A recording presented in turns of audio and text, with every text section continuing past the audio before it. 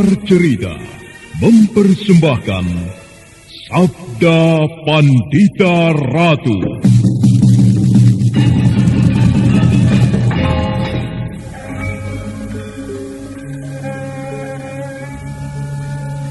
Ana tulis sing yuang witi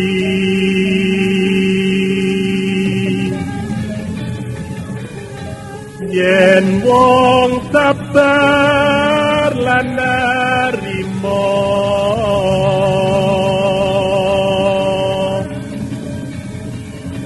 kinanjar dawa umure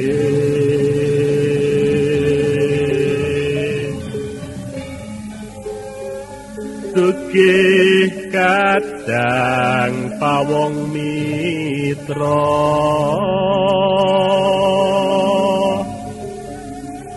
kinate ing sapa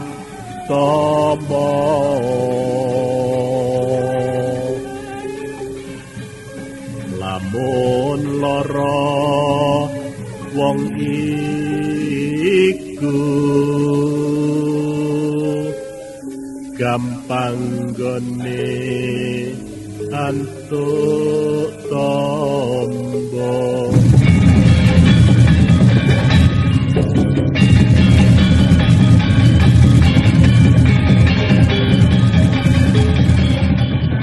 Sabda Pandita Ratu, sebuah kisah penuh dilema, tragedi cinta anak manusia, perebutan tahta, mabuk harta dan duniawi, serta silaunya kehormatan, di mana keangkara murkaan merajalela karena dendam yang membara.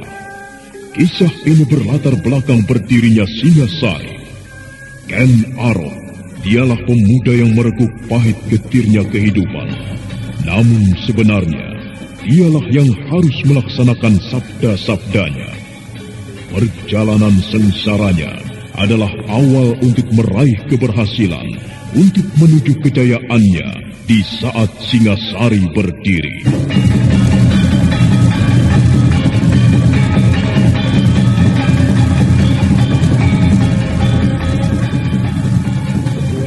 Paman memperhatikan wujud pemilik kapal itu?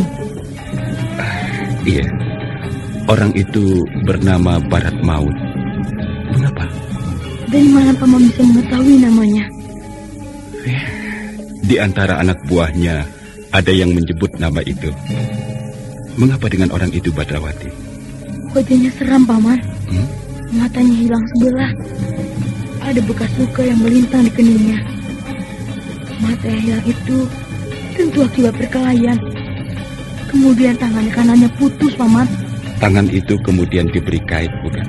Iya. Ada bekas darah yang mengering pada kaitan itu, Paman. Tidakkah Paman memperhatikan hal itu? Darah yang mengering itu artinya orang itu tentu saja menggunakan kaitannya untuk melukai orang, Paman. Dan bahkan mungkin untuk membunuhnya.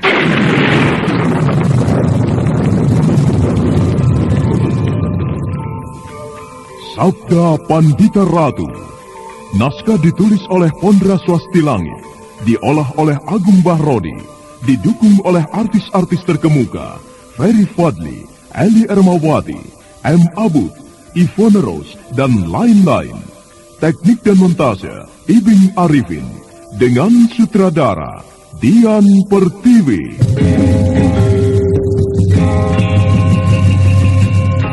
Sabda Pandita Ratu. Kali ini dalam episode ke-23 dengan judul Hantu Nusa Kambangan.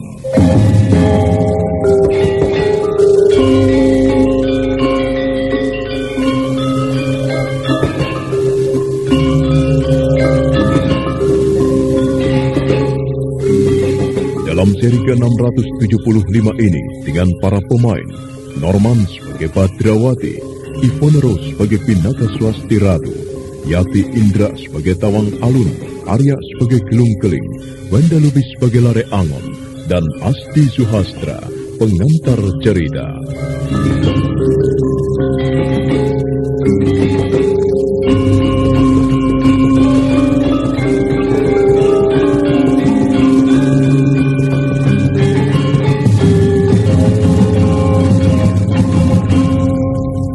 sepi itu mengalir membawa udara dingin. Bulan sepenggal terbang di langit menyusup di antara mega-mega yang berarak ke utara. Sejenak kemudian sepi itu pecah oleh suara semak belukar yang disibakan.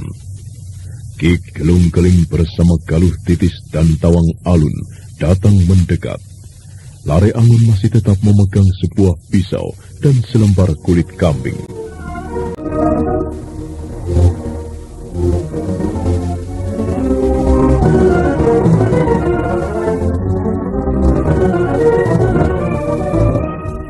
Bagaimana anak mas? Apa yang terjadi?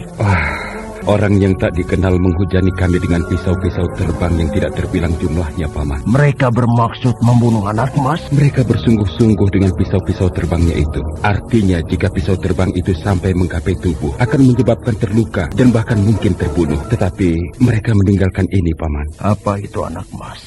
Sebuah lembaran kulit kambing dengan sebuah tulisan. Ini, lihat Paman. Api abadi di Nusa Kambangan. Paman tahu artinya? Tidak anak mas. Tapi bahwa tempat yang disebut adalah Nusa Kambangan merupakan sesuatu yang menarik. Nusa Kambangan. Kau sedang merenungkan sesuatu, Badrawati? Aku sedang berpikir sesuatu, Paman. Tapi entahlah, bisa saja aku keliru. Apa yang kau duga? Paman masih sempat melihat siapa orang yang telah melempari kita dengan pisau-pisau terbang tadi? Tidak, Badrawati. Orang itu hanya nampak sebagai sosok yang tidak jelas. Ia berkelebat cepat sekali. Maksudku, ia lelaki atau perempuan? Tidak jelas. Mengapa? Paman perhatikan pisau itu dengan baik. Paman akan menemukan sebuah ciri-ciri khusus. Apakah kau merasa menemukan sebuah ciri khusus, Badrawati? Iya. Ada ukiran pada gagang pisau yang menandai. Ukiran inikah yang kau maksud? Benar, Paman. Katakanlah, Badrawati, apa artinya? Aku menduga pisau-pisau ini tentu milik seseorang yang mempunyai sebuah perguruan bernama Widara Kandangan.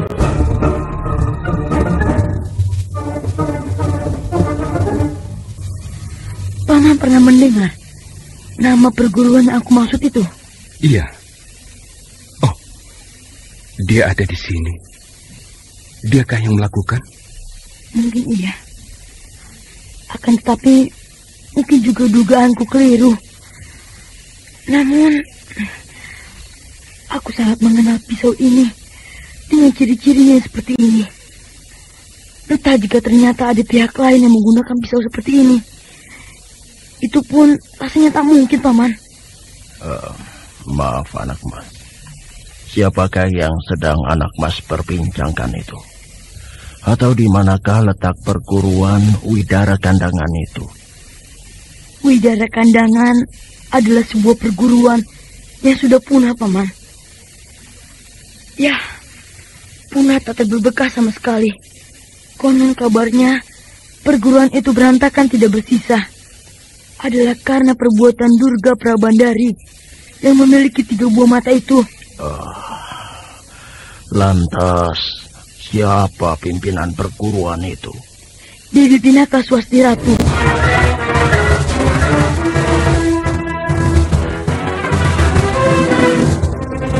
Jawaban itu cukup membuat Ki Gelung-Keling, Galuh Titis, dan Tawang Alun menjadi terkejut. Serentak mereka saling berpandangan, dan serentak bagaikan bersepakat pula. Mereka saling mengangguk-angguk. Badrawati merasa gelisah. Dia memandang ke arah kegelapan malam.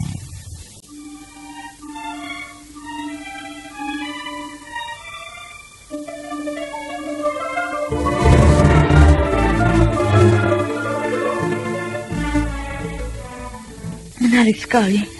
Temuan ini sungguh-sungguh menarik. Bagaimana menurutmu, Badrawati? Bila benar yang melakukan tadi adalah Bibi Pinaka, tentu ia telah memberikan sebuah petunjuk kepada kita. Api abadi di Nusa Kambangan. Berarti kita memang harus pergi ke Nusa Kambangan. Lalu ada apa di sana? Tapi bagaimana kalau pelempar pisau itu bukan dia? Juga tetap merupakan sebuah hal yang menarik. Api abadi di Nusa Kambangan itu tetap merupakan sebuah hal yang sangat menarik. Iya, benar demikian, Paman. Api abadi di Nusa Kambangan. Apa artinya? Api abadi. Apakah artinya di sana ada kobaran api yang tidak pernah padam untuk selamanya? Berkobar sepanjang hari. Aku akan melakukan sesuatu. Apa? Mohon paman dan semuanya menunggu di sini, atau sebaiknya kembali ke rumah. Hup! Ya!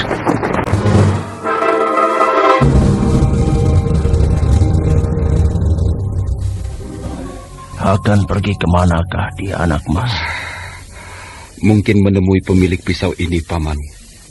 Atau mungkin untuk sesuatu yang lain yang kita tidak tahu. Bocah itu luar biasa. Kau merasa heran, Tawang Alun? Benar, Paman. Ia masih bocah. Tetapi kenapa menurutmu? Ia masih bocah. Seharusnya dalam umurnya yang sekian itu, ia asyik dengan dunia anak-anak. Bermain-main dan sebagainya. Namun nampaknya... Nampaknya bagaimana? Maaf. Katakan saja, Adi Tawang Alun. Ia seorang bocah yang luar biasa sekali. Yang kehilangan sebagian besar dunianya. Yang terperosok ke dalam persoalan yang tidak pernah dibayangkan sebelumnya. Bahkan menurutku, bocah itu patut dikasihani. Terima kasih, Adi. Aku juga menyimpan perasaan serupa. Ada kalanya aku justru merasa iba. Karena bagaimanapun juga, ia masih anak-anak yang tidak sepatutnya menyangka beban yang demikian beratnya. Mari, Paman. Sebaiknya kita tinggalkan tempat ini.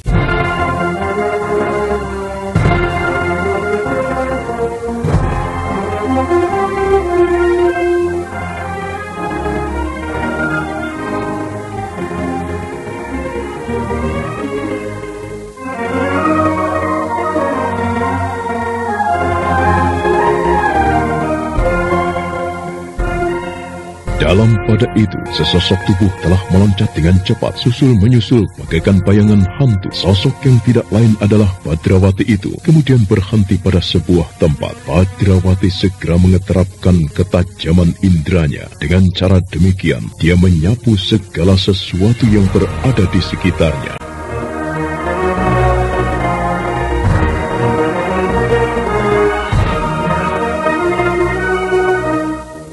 Pinaka, benarkah Bibi Pinaka yang melemparkan pisau-pisau tadi? Semoga saja benar Bibi Pinaka yang melakukannya. Aku berharap Bibi Pinaka mampu menangkap Aji Pamalingan yang aku kirimkan ini, dan Bibi Pinaka bersedia menemuiku.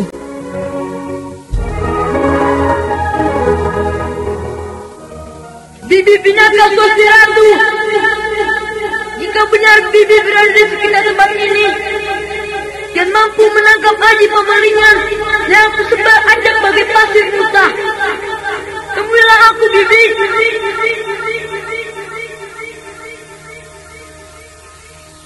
Tidak ada jawaban. Aji Pamalingan yang telah aku kirim tidak mendapatkan jawaban. Jika bukan Bibi Pinaka, lalu siapa yang mengirimkan pisau-pisau terbang yang sangat aku kenal gagahnya itu? Badrawati.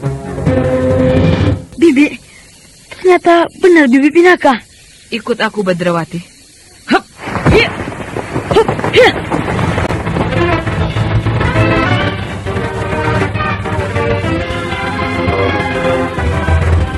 Dengan gesit dan terengginas bagaikan burung sikatan, Badrawati melenting menyusul Pinaka yang telah mendahului terbang di kegelapan malam. Kedua sosok tubuh itu ternyata menuju pelataran Candi Prambanan. Perasaan Badrawati meluap dan matanya berkaca-kaca memandang wujud Pinaka Swasti Ratu yang compang-camping tidak karuan wujudnya.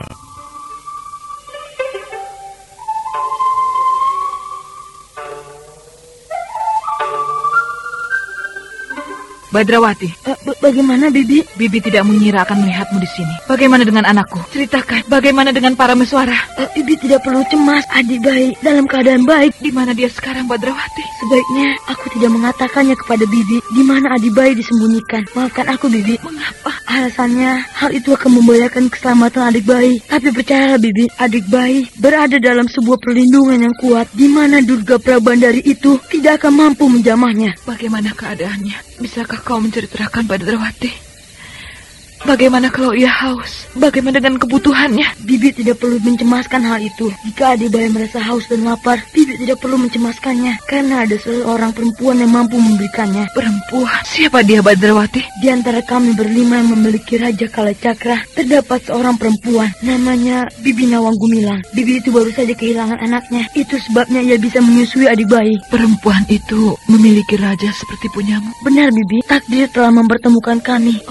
Syukurlah. Bibi sendiri, bagaimana keadaan Bibi? Seperti inilah keadaanku, Badrawati. Seperti inilah aku. Jika siang aku bersembunyi, jika malam aku berkeliaran bagai hantu. Kasihan Bibi, wujud Bibi menjadi tidak keruan. Tidak apa, Badrawati, bahwa aku masih bisa mengendalikan diri, bahwa aku tidak mengalami bencana dalam wujud menjadi pembunuh anakku sendiri. Aku masih merasa bersyukur. Lihatlah tanganku, Badrawati. Aku berusaha mengelupasnya, akan tetapi simbol mata ini masih tetap melekat dalam genggaman tangan kiriku. Kau mempunyai sebuah saran untukku, Badrawati? Sebaiknya Bibi jangan melakukannya lagi. Lalu, yang aku dengar dari paman kamu Suara, Bibi Pinaka sedang membersihkan hati dengan melakukan yoga brata di Kambang Ayun. Cara itu sudah betul. Dengan bersemadi akan menyebabkan raja itu tidak akan kerasan menggeram di tubuh Bibi. Aku tidak mampu, Badrawati. Mengapa? Tetap saja pada saat-saat tertentu kemauan yang muncul dari dasar hatiku dan tidak bisa aku lawan itu mengoyak mencabik-cabik hatiku. Itu sebabnya aku tinggalkan Kambang Ayun. Keinginan untuk membunuh adik bayi itu juga masih muncul. Iya. Itu sebabnya aku tak bisa mengatakannya kepada Bibi di mana adik bayi sekarang bersembunyi. Tidak apa. Apa yang kau lakukan itu adalah demi kepentingannya. Aku justru sependapat bahwa kau mengatakan anakku dalam keadaan selamat. Itu sudah cukup membahagiakan hatiku. Lalu, mengapa Bibi berada di sini? Aku sedang membayang-bayangi pemilik Raja Trinetra yang ketiga. Ia bernama Panji Saprang. Aku ikuti geraknya sejak ia berada di padang Karautan. Ia di hutan Mantauk. Ada kalanya ia berada di tempat itu. Namun sering pula ia berada di Nusa Kambangan. Apa arti dari api abadi di Nusa Kambangan? Pergilah ke tempat itu, Badrawati. Mungkin di sana kau akan menemukan saudaramu yang kelima. Kalacakra yang kelima? Benar. Tapi mengapa di Nusa Kambangan? Panji Saprang itu juga di Nusa Kambangan? Sebagaimana takdir mempermainkan aku, mempermainkan kau, takdir juga mempermainkan mereka. Sebuah keterangan yang sangat penting. Baik, Bi. Dengan demikian, aku mendapat sebuah arah yang jelas. Aku dan Paman Lare Angon akan segera menuju ke pulau itu. Berhati-hatilah dengan Panji Saprang. Jika kau bertemu dengannya, lebih baik menghindar saja. Sedemikian dahsyatkah Panji Saprang itu? Percayalah kepadaku, Badrawati. Jika Bibi Pinaka yang mengatakannya, tentu saja aku akan mempercayainya. Dan untuk mempercepat perjalananmu, sebaiknya kau jangan melewati daratan. Perjalanan menuju ke pantai Cilacap sangat sulit karena hutan lebat. Kau tidak mungkin berkuda. Lalu saran Bibi? Lewatlah Laut Selatan. Yang aku dengar saat ini, di pantai Parangtritis saat ini sedang berlabuh beberapa buah kapal. Jika mereka berlayar, mungkin kau bisa menumpang sampai tempat yang kau tuju. Terima kasih, Bibi. Badrawati melangkah mendekat. Pinaka Swasti Ratu segera mendekap, memeluk bocah itu. Tangis Pinaka Swasti Ratu pun kemudian meledak. Badrawati tak mampu pula menguasai diri, hingga air matanya kemudian membasahi pipinya, meski tak terdengar sedu-sedannya. Cukup lama Pinaka Swasti Ratu mendekap bocah itu. Beban perasaannya pun kemudian larut.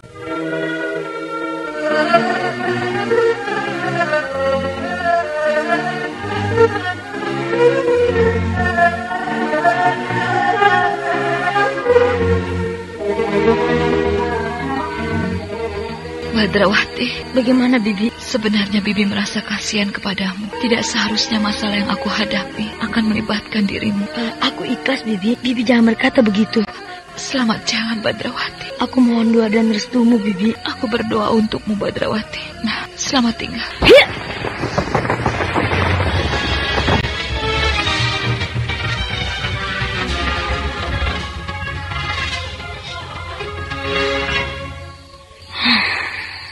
seperti mimpi, seperti bermimpi saja rasanya. Aku bertemu dengan Bibi Pinaka Swasti Ratu.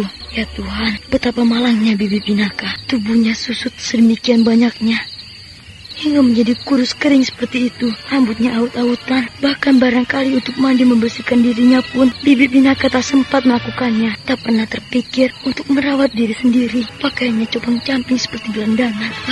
Kasihan Bibi Pinaka. Sampai kapan penderitaannya itu akan berakhir? Sampai adik bayi menjadi pemuda dewasa. Itu lama sekali, sangat lama.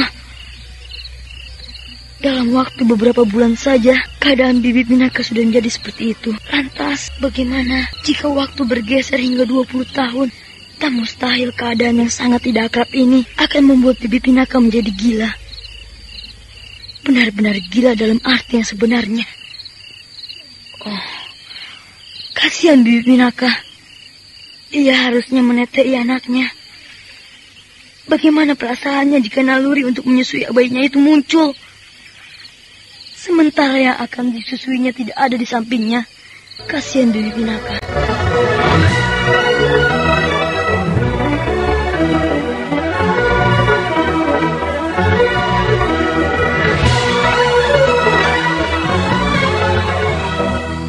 Bagaimana Badrawati, usahamu berhasil?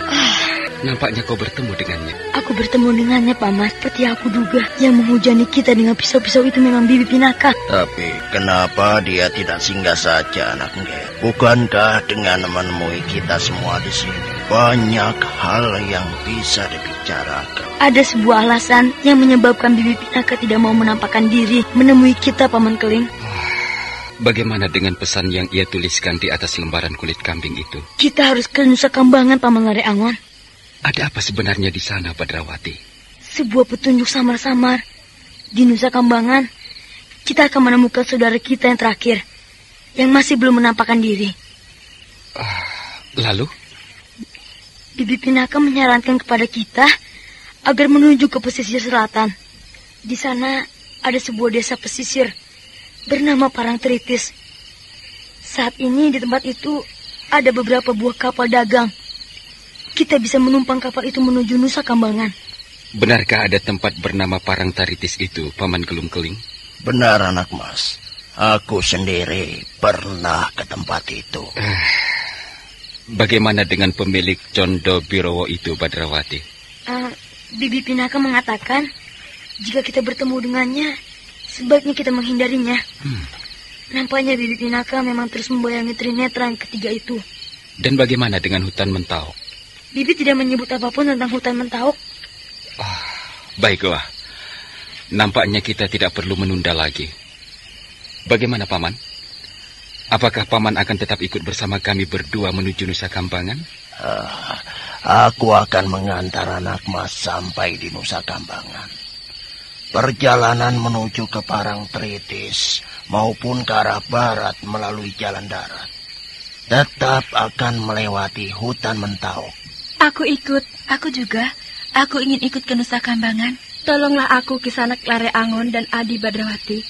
Izinkan aku untuk ikut bersama kalian berdua menuju pulau Nusa Kambangan itu. Perjalanan yang akan kami tempuh adalah bukan perjalanan yang menyenangkan, Adi Tawang Alun. Aku tahu, aku mengerti. Namun aku siap dan aku berjanji. Aku tidak akan merepotkan. Aku juga, aku tak akan merepotkan. Bibi berdua sudah pernah naik kapal? Aku belum pernah, Badrawati. Konon kabarnya ombak laut selatan sedemikian ganasnya. Bibi akan tersiksa oleh perjalanan itu. Perut bagaikan diaduk. Dan perjalanan itu akan menyebabkan Bibi mabuk dan muntah. Keadaan itu akan terus berlangsung selama berada di atas ombak. Belum lagi jika sampai terjadi badai, ombak bergulung hingga setinggi pohon kelapa. Jika kemudian kapal terbalik, maka ilmu kanuragan yang setinggi apapun tidak bisa dipergunakan menghadapi kekuatan badai dan prahara yang dahsyat. Tidak apa-apa, aku tidak takut. Izinkanlah kami ikut. Bibi berdua tidak takut menghadapi hal yang aku sebutkan tadi. Aku percaya, namun masalahnya bukan hanya sekedar tidak takut. Yang kami bayangkan, Bibi berdua tentu akan menjadi beban bagi kami, membuat kami repot. Baiklah, nampaknya bibi berdua bagaikan batu karang yang keras. Hal itu nampak dari sorot mata yang tidak bisa ditawar-tawar lagi. Silakan Paman Lare Angon yang menentukan. Jangan aku, Badrawati. Kau sajalah yang mengambil keputusan. Kalau gitu, Paman Gelung Keling saja yang mengambil keputusan. Paman yang paling tahu perjalanan yang akan kami tempuh. Apakah sesuai atau tidak untuk kedua bibi ini? Aku tidak bisa mengabaikan keadaan bahwa perjalanan itu nantinya adalah perjalanan yang berbahaya. Paman Keling, izinkan aku untuk ikut Paman.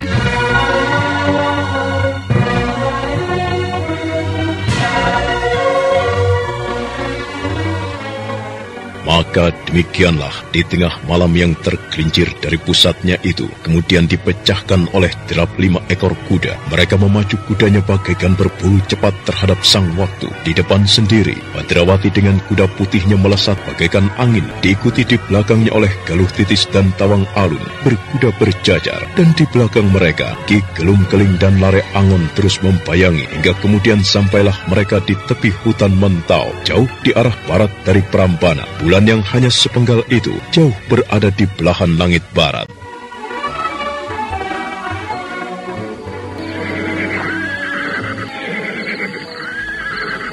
Itukah hutan Mentauk, Paman? Benar, anak mas. Hutan Mentauk adalah hutan yang sangat lebat, dihuni oleh pepohonan raksasa yang besar-besar, juga berbagai binatang yang ganas. Menurut sebagian orang yang mempercayainya, hutan Mentauk juga merupakan sebuah negeri. Negeri apa, Paman? Negeri hantu. Rakyatnya para lelembut, jin, setan, pri-prayangan. Oh, bukan main. Lalu rajanya? Rajanya belum ada, Badrawati. Kalau kau bersedia, para jin, setan, pri-prayangan itu tidak akan keberatan mengangkatmu menjadi raja. Dan Paman Lare Angon patihnya. Wandamu. Lalu, di manakah tempat persembunyian Trinetra yang ketiga itu, Paman Keling? Kuda-kuda terpaksa kita tinggalkan di sini. Kita menusuk masuk ke dalam lebatnya hutan itu. Perjalanan agak berat, karena kita bergerak sambil membabati sulur-sulur yang mungkin akan menghadang kita.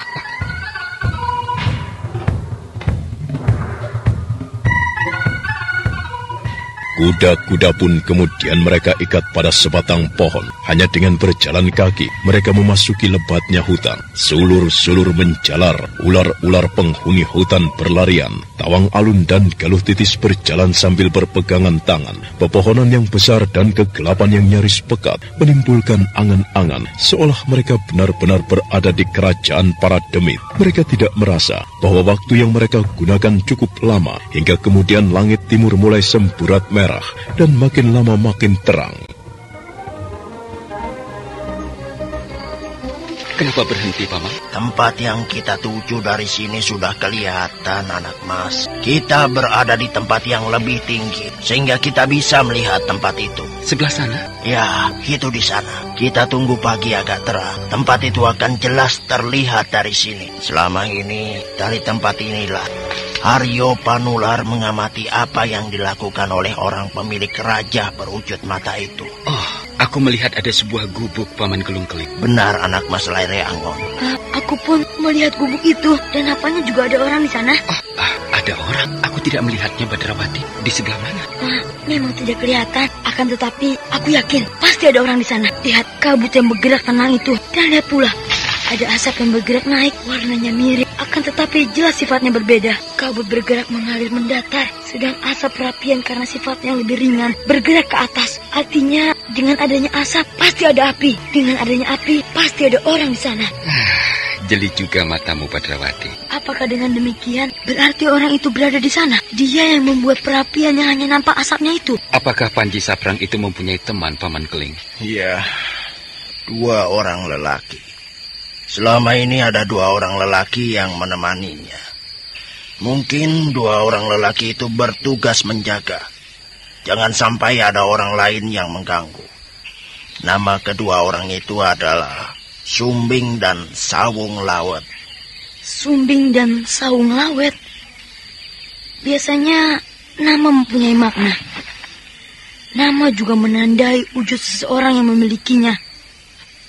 Bisa jadi yang bernama Sumbing itu memang mulutnya sumbing. Apakah benar demikian, Paman Gelung Keling? Benar, anak Nger Badrawati. Baiklah, apalagi yang harus kita tunggu di sini? Untuk meyakinkan ada apa di sana, kita bergerak lebih mendekat lagi. Mari ikuti aku, anak Mas dan anak Nger. Ayo, Galuh Titis, Tawang Alun. Tawang Alun dan Galuh Titis melihat sebuah kenyataan bahwa memasuki hutan belantara ternyata bukan merupakan sebuah pekerjaan yang ringan. Mereka harus cermat memperhatikan keadaan di sekitarnya, karena jika mereka lengah, seekor ular yang tidak jelas keberadaannya bisa saja menyampar mereka. Setelah berjalan memutar mengikuti Ki Gelung Keling, akhirnya mereka sampai di suatu tempat yang agak lapang. Kau melihat orang yang membuat perapian itu, Badrawati? Tidak, Paman. Aku tidak melihatnya. Perhatikan baik-baik, Badrawati. Ada 2 buah gubuk. Iya. Dari salah sebuah gubuk, asap-asap itu. Kemungkinan besar, gubuk yang berasap itu memang ada orangnya. Panji Saprang? Mungkin ia berada di gubuk yang kedua.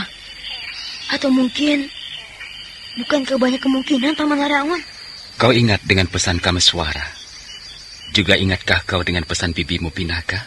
Iya, kita tidak boleh berurusan dengannya. Kita disarankan untuk lebih baik menghindarinya. Belum saatnya kita berbenturan langsung. Akan tetapi, kita harus mendapatkan keyakinan bahwa buronan kita itu benar-benar berada di sini. Paman, tunggu di sini. Apa yang akan kau lakukan? Aku akan menyelinap mendekat. Jangan sendirian, bersamaku. Baik. Mohon maaf, Paman. Kami mohon Paman untuk menunggu di sini. Baik, anak Mas.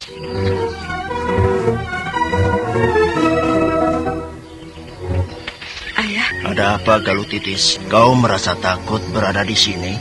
Tidak, Ayah. Aku tidak merasa takut. Namun pengalaman ini benar-benar luar biasa. Apa yang ingin kau katakan? Benarkah apa yang tadi Ayah katakan? Bahwa sebenarnya kita berada di sebuah negeri? Mungkin saja, Galuh Titis. Kayu-kayu besar ini mungkin tiang-tiang istana. Kita melihatnya sebagai pepohonan yang tumpang tindih. Akan tetapi di mata para lelembut, semuanya ini merupakan istana yang indah. Tetapi, apakah tempat ini benar-benar merupakan sebuah istana?